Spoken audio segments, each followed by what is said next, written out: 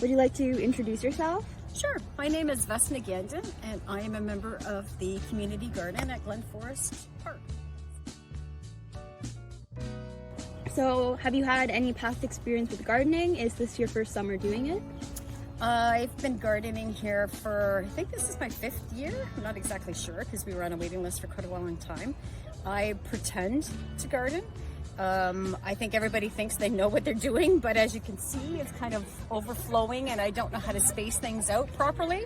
So it's kind of a learn as you go kind of process, but as long as we get some fruit and some veggies from all of this, then I think I did pretty good. So, I see you have some tomatoes here. Is that all you're growing right now? No, there's tomatoes here, and then these are peppers. I don't think I have any on there yet. Oh, here's a little one. Yeah, these are, I think they're spicy. What are they? Hot peppers. So these are hot peppers.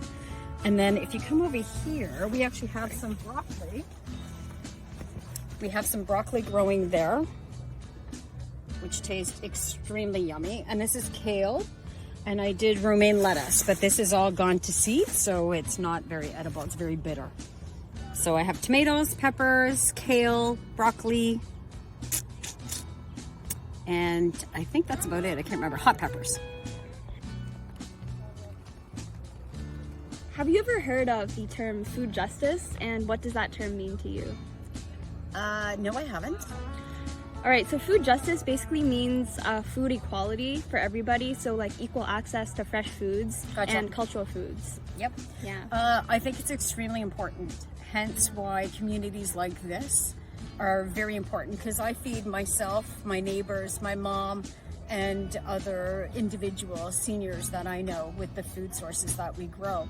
This facility could actually add more plots so that we could actually feed a larger percentage of the community and go back to the food bank both in Toronto and Mississauga, because the space is here to do that. So I believe that every person has and should have access to food, no matter what their income level is or whether you can grow or not grow. If you have 2 hands and a watering can, put seeds down, you can grow anything.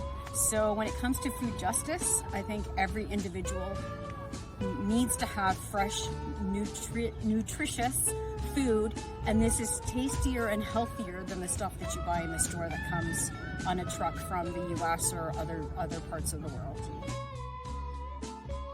So, if you could give a few pieces of advice to new gardeners, what kind of advice would you give? The first thing that any gardener needs to know is that you need to have proper soil.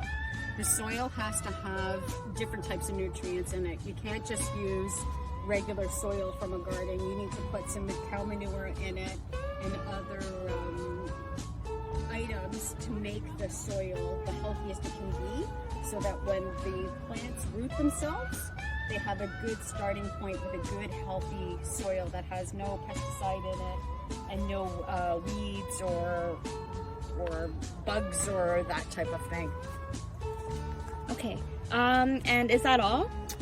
Well, then you go and you get your seeds, and I have no luck growing things from seeds, so I actually go and get from the garden centers the little plants that are already started and then plant them. The other thing is to be very diligent in the way you plant it, because when you have tomato plants like this, you can still plant peppers. See, there's peppers here growing underneath the actual tomato plants, but you have to space it out properly, and we didn't space it out properly because this summer has been perfect for growing vegetables because it hasn't been extremely hot.